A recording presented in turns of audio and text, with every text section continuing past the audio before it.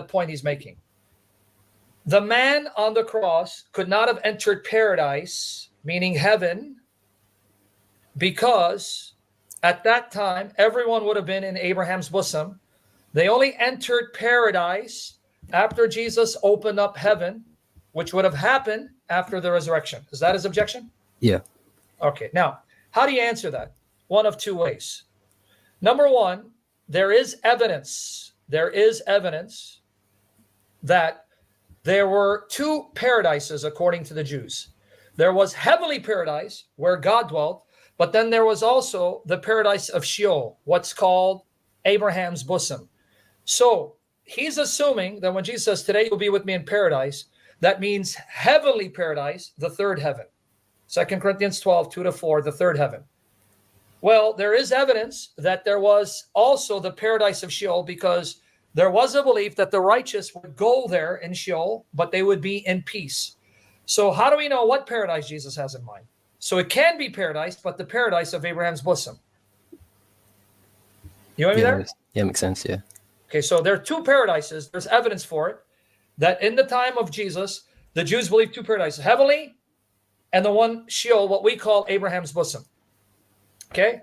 Yeah. So who's to say that the Lord is not saying, today you'll be with me in the Sheol, the paradise of Sheol, which is Abraham's bosom. So there's no problem.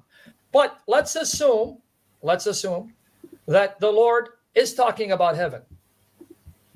Aren't there exceptions to the rule?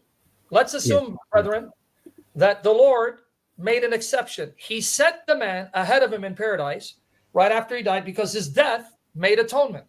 Could there be an exception? Of course, because in the Bible, we find exceptions everywhere. So here's what I want you to learn. Learn how to interpret Scripture, learn how not to interpret Scripture. You must be careful of taking what's called general statements. What's a general statement? That this is a statement that is generally true. It applies generally, but there are exceptions. There are exceptions to the rule. So normally, it's appointed for a man to die once.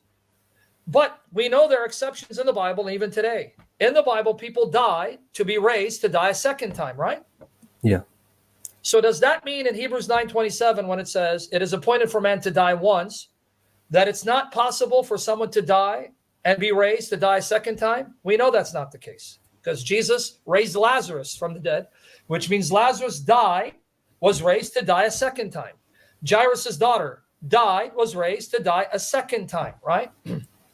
The widow's son at Nain died, was raised to die a second time, and on it goes. So there are general statements that apply generally, but there will be exceptions to the norm. Another exception is Enoch did not taste death. Hebrews 11:5. The same author in Hebrews 9:27, who says, it is appointed for man to die once, and after that comes the judgment. That same author in Hebrews 11:5 says, Enoch did not taste death, so he didn't die, and he was taken out of this world. And then that same author in Hebrews 11:35 says that people receive their dead back, meaning they died, they were raised, which means they'll die a second time. So could it be possible that this thief on the cross is an exception?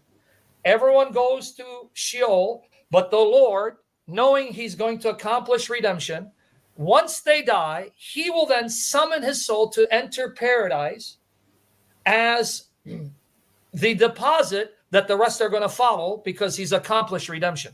That's possible too.